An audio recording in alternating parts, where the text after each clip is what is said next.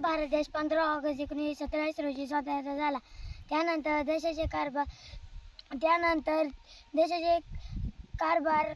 राज्यकारभार पाहण्यासाठी संविधान आवश्यक होते. त्यानंतर संविधान बनवण्यासाठी समिती स्थापन करण्यात आली. या समितीचे अध्यक्ष राजेंद्र प्रसाद होते, तर मसुदा समितीचे अध्यक्ष डॉक्टर बाबासाहेब आंबेडकर म्हणून त्यांना भारतीय संविधानाच्या शिक्षणामध्ये भारत देश 26 जानेवारी 1950 पासून प्रत्यक्ष सुरू झाला, म्हणून त्याला प्रजासत्ताक दिन किंवा गणतंत्र दिन असे म्हणतात. आपला भारत देश लोकशाही प्रधान देश आहे. देशाचे कारभार कायद्याप्रमाणे चालते. कोणी गरीब असेल श्रीमंत सर्वांना समान न्याय दिला जातो. आपला राष्ट्रध्वज तिरंगा आहे. झेंड्यात तिरंगा आहे. वरती केशरी, मध्ये पांढरा, खाली हिरवा रंग असतो, म्हणून त्याला पांढऱ्या रंगात मध्यभागी निळ्या रंगाचे 24 आरे असणारे अशोक चक्र आहे.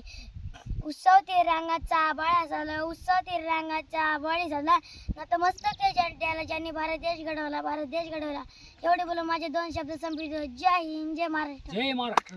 भारत देश हमारा हमारा, भारत देश हमारा हमारा, भारत देश हमारा हमारा, भारत देश हमारा.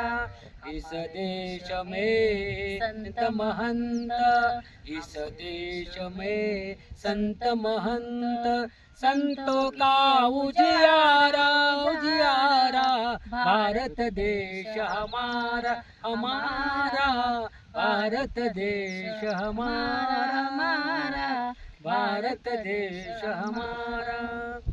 आज खऱ्या अर्थानं कुमार चिरंजीव आदित्य गोरख भाऊ सांगळे यांनी सुंदर अशा प्रकारे आम्हाला 26 जानेवारीचं 15 ऑगस्टचं महत्त्व सांगितलं आणि खऱ्या अर्थानं आपल्या राष्ट्रध्वजाचंही महत्त्व सांगितलं.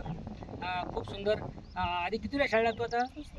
फक्त 3रीला असताना सुद्धा खूप सुंदर अशा प्रकारे त्यांनी भाषण करून दाखवलं. आणि आज या ठिकाणी 26 जानेवारी या ठिकाणी आम्हाला गोरख भाऊंच्या घरी येण्याचा योग आला आणि महाराजांना आम्हाला बऱ्याच दिवसापासून गोरख भाऊंची भेट घ्यायची होती. त्यांच्या घरी आलो. सुंदर अशा प्रकारचं जेवण झालं. तुरीचं कालवण, बाजरीची भाकरी, चुलीवरची भाकरी आणि सौभाग्यवती कोमलताई गोरख भाऊ सांगळे यांनी सुंदर अशा प्रकारे स्वयंपाक केला. भरपूर अशा प्रकारे मेथीची भाजी होती आणि त्यांची कन्या अनुराधा गोरख भाऊ सांगळे कितीला बळा तू? 6वीला शिकते. आणि सुंदर अशा प्रकारे ती पण गोरख भाऊचे सुंदर अशा प्रकारे कुटुंब, सुंदर अशा प्रकारचे मळा, त्यांचा आम्ही गायांचा गोठाही पाहिला, त्यांची कांद्याची शेती पाहिली. अशा प्रकारे डाळिंब त्यांचं हे सुंदर अशा प्रकारे डाळिंब आहे. 1 वर्षाचं डाळिंब झालेलं आहे आणि डाळिंबची आता छाटणी केलेली आहे. आणि रामफळाची झाडं पाहिली. त्यांचं सुंदर विहिरीचं असं पाणी, फिल्टरच्या पाण्याला लाजूला अशा प्रकारचं आम्ही पाणी स्वतः पिलो. खूप सुंदर अशा प्रकारे पाणी आहे. आणि खऱ्या अर्थानं आज 26 जानेवारी असल्यामुळं योगायोग म्हणजे असं आहे की आज हे शेतकरी कुटुंब आणि शेतीमध्ये हे काम करत असताना आमच्यासारख्या महाराज लोकांचे हे शूटिंग करत असतात. दिवसभर काबाड कष्ट करायचं आणि संध्याकाळी आमच्यासारखे जी शूटिंग करण्याकरता यायचं आणि रात्रीचं परत पाठीमागे यायचं.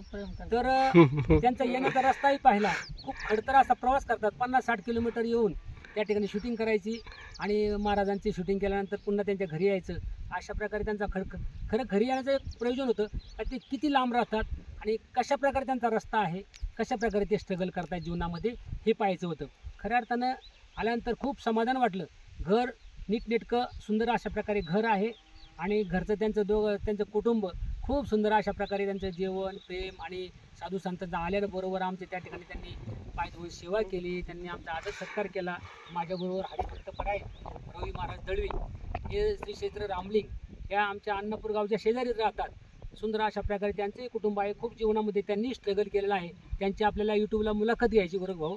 त्यांची मिसेससुद्धा, त्यांची मुलं, त्यांनी लहान मुलं होती एवढी. तेव्हापासून मी त्यांच्या संपर्कात आहे आणि त्यांचं कुटुंबही त्यांनी सुंदर घडवलं. आणि आज त्यांची मुलं, आज एक मुलगा शिक्षक आहे आणि दुसरा मुलगा कॉलेज 14वी आणि ऑनलाईन ट्रॅकलिंग स्टार व्यवसाय. आणि स्वतः तुम्ही उत्कृष्ट पद्धतीने. आणि तुम्ही स्वतः किती तास काम करताय? 24 तास अहो, ते 24 तासात 3 तास फक्त आराम. 3 तास आराम घेतात आणि सकाळचा प्राणायाम वगैरे देवपूजा मी सांगितले त्याप्रमाणे सूर्याला नमस्कार वा. आणि खऱ्या अर्थानं त्यांना परमार्थाचं आउटपुट आता भेटायला लागलं. त्यांच्या घरात आता परिस्थिती खूप बदलत चालली. त्याच्यामुळे त्यांना मुद्दा मानलं तुमच्या समोर भेटण्याकरता की गोरख भाऊ त्यांचा स्ट्रगल जीवनातला खूप अशा प्रकारे माझाही त्याच प्रकारे होता, परंतु परमार्थाची आपण कास सोडली नाही आणि आपण जे परमार्थ करत आलो सूर्यनारायणाला आपण सकाळचं जे नमस्कार करतो ते सूर्यनारायणाला नमस्कार करायचा आणि आपल्या कामाला उद्योगाला इमानीद्वारे जर केलं तर कशा प्रकारे निर्व्यष्टी जर राहिलं तर कशाच प्रकारचा तोटा येत नाही. खऱ्या अर्थानं आपल्या शेती पाहिली आणि तुमच्या शेतीमधलं कष्ट पाहिलं. खरंच तुम्हाला द्यावी तेवढे धन्यवाद थोडे आहेत. आज शेतकरी आणि सैनिक यांच्या जीवावरच आपला खरा देश शेतीप्रधान देश आहे. आपल्या भारताचा शेतीप्रधान देश असल्यामुळं शेती हाच आपल्या आर्थिकदृष्ट्या आपल्या भारत देशाचा कणा आहे बरं का आदित्य. आपल्या शेतीवरच आपला देश कृषीप्रधान देश मानला जातो आणि खऱ्या अर्थाने शेतकरी जे काय आपल्याकरता त्याग करतो, शेतकऱ्याच्या जे जीवनामध्ये अनेक त्यांच्या जीवनामध्ये हालापेष्टा येतात. कधी पाऊस जास्त पडतो तर कधी पाऊसच पडत नाही, कधी त्या ठिकाणी दुष्काळ पडतो. अशा प्रकारे अनेक समस्यांना तोंड देता देता शेतकरी या ठिकाणी आपल्याला आपल्या देशाचा मान उंचवण्याचा प्रयत्न करतो. म्हणजे शेतकऱ्यालाही मी या ठिकाणी आज 26 जानेवारीच्या निमित्ताने त्यांना शेतकऱ्याला सलाम करतो.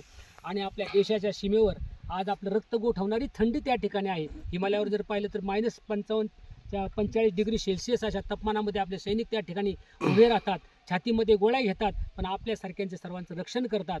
म्हणून आज खऱ्या अर्थानं सैनिकांना सुद्धा विसरून चालणार नाही. म्हणून त्यांच्याकरता एक मी गीत म्हणतो.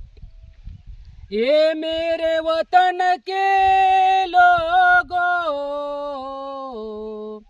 तुम खूब लगा लो नारा, ये शुभ दिन है हम सब का, लहरा लो तिरंगा प्यारा, पर मत भूलो वीरों ने सीमा पर है प्राण गवाए, कुछ याद उन्हें भी कर लो, कुछ याद उन्हें भी कर लो,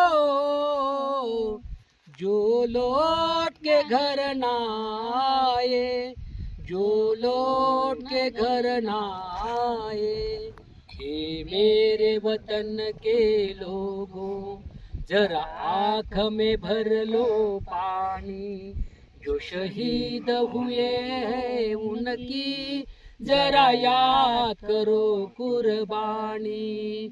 जब घायल हुआ हिमालय खतरे में पड़ी आजादी, जब तक थी सांस लड़े वो फिर अपनी लाश बिछा दी, संगीन पे धर कर माथा सो गए अमर बलिदानी, जो शहीद हुए हैं उनकी जरा याद करो कुर्बानी.